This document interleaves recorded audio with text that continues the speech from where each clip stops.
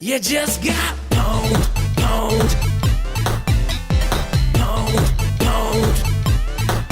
Got pwned, pwned. Blah, blah, blah, blah, blah. You just got owned. Bonjour tout le monde et bienvenue pour un nouveau Retour en arrière. Aujourd'hui, j'ai envie de m'attarder sur la plus célèbre des tueuses de vampires, j'ai nommé Buffy. Je suis Buffy, la tueuse de vampires, et vous ? Tout commence avec un script de Joss Whedon décrivant une fille populaire qui fait partie des Pom-Pom Girls et qui va apprendre son destin de tueuse de vampires. La Fox va produire le film qu'elle confiera à la réalisatrice Fran Rubel-Kuzui, qui ne tournera plus après ceci.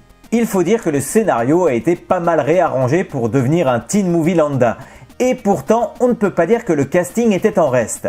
Kristy Swanson interprétait Buffy aux côtés de Donald Sutherland, Paul Rubens, Rutger Hauer, Luke Perry, Hilary Swank et David Arquette. Niveau casting, on a vu pire, mais ça cabotine à mort, donnant un aspect nanar à l'ensemble. Et la VF n'aidera pas avec des noms francisés. Pike, le personnage de Luke Perry, devient Marcel par exemple. Mais la palme revient à Buffy qui se retrouve affublée du nom de Bichette. Encore une victime de l'exportation vers la France. C'est quoi, idiot? C'est charmitant, mais elle s'appelle Nathalie, c'est pour l'exportation en France. Ah d'accord. Le film a été un bide, mais la Fox demandera à Whedon de produire une série sur ce personnage. Sauf que cette fois, il s'occupera de gérer le tout pour que ses idées ne soient plus modifiées. Il conçoit alors une série mélangeant comédie et horreur avec Buffy en jeune fille forte qui doit assumer son rôle de tueuse, mais aussi les aléas de la vie d'une ado. Bien que l'ayant commandé, la Fox ne croit pas du tout dans l'idée et ne fera que produire la série. Et c'est la Warner qui diffusera le premier épisode de Buffy le 10 mars 1997. Sarah Michelle Gellar portera le rôle titre avec brio et sera entourée de jeunes acteurs et actrices au diapason. Et Anthony Stewart Head donnera ses traits à Giles, l'observateur de Buffy. Durant 5 saisons, la chaîne Warner diffusera Buffy, mais en contrepartie censurera pas mal d'idées qui allaient trop loin pour les dirigeants de la chaîne. Alors, on peut utiliser la manière forte ou bien... En fait, je ne vois que la manière forte. Et quand les acteurs demanderont plus d'argent, la chaîne annulera la série à la saison 5, ce qui explique ce final qui pourrait être une fin de série. Mais coup de théâtre, la chaîne UPN décide de signer un accord pour poursuivre la série à la plus grande joie des fans. On remarque également un changement de ton sur ces nouvelles saisons qui sont plus sombres et n'hésitent pas à aller plus loin. Preuve que les scénaristes n'avaient plus à craindre d'être censurés. Pourtant, au terme de la 7e saison, Sarah Michelle Gellar veut tourner la page de Buffy et décide d'arrêter la série. Même si UPN et Whedon pensaient recaster le rôle, ils finiront par abandonner l'idée considérant qu'un changement d'actrice risquait de déplaire aux fans. L'histoire de Buffy ne s'arrête pas forcément là puisque des comics seront édités en proposant ce qu'aurait été la suite si la série s'était poursuivie. Joss Whedon reste à l'écriture et sachez qu'il existe des versions françaises de ces comics, mais pas sûr qu'il y ait eu des rééditions, donc ça risque d'être assez difficile à trouver. Vis le moment présent parce que demain tu seras peut-être morte. Avec une série aussi populaire, avouez qu'il aurait été bête de ne pas surfer sur la vague. On aura donc droit à un lot de produits dérivés divers, et parmi eux, on a eu droit à des jeux vidéo. Commençons rapidement par les jeux Game Boy Color et Game Boy Advance sortis respectivement en 2000 et 2003 que l'on doit à THQ.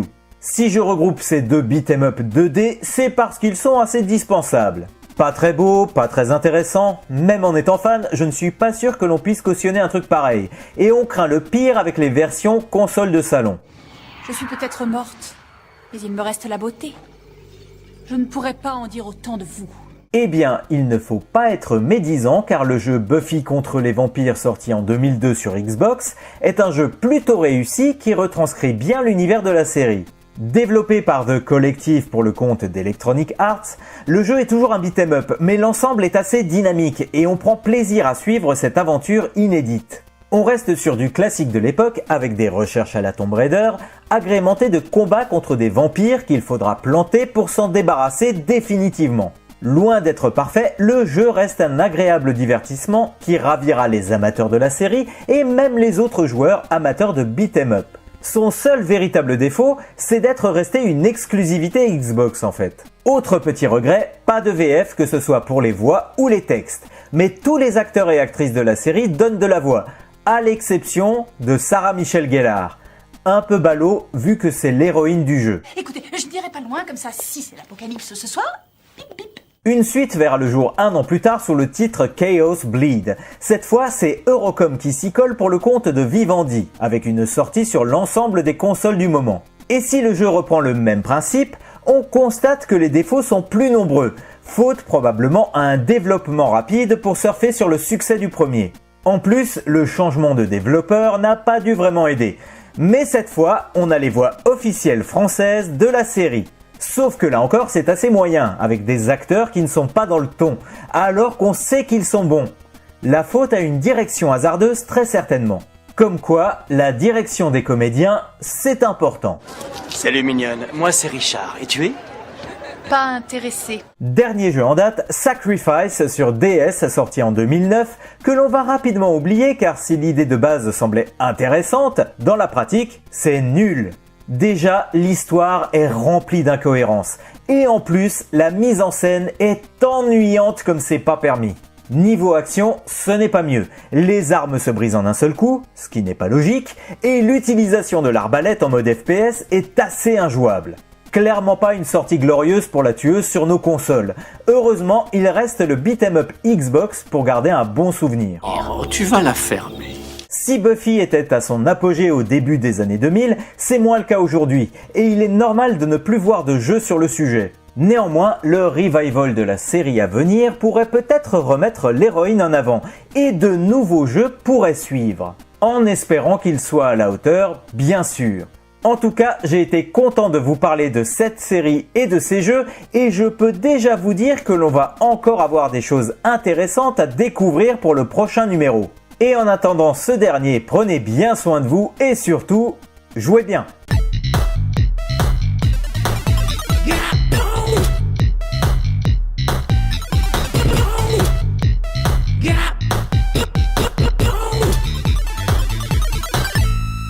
You just got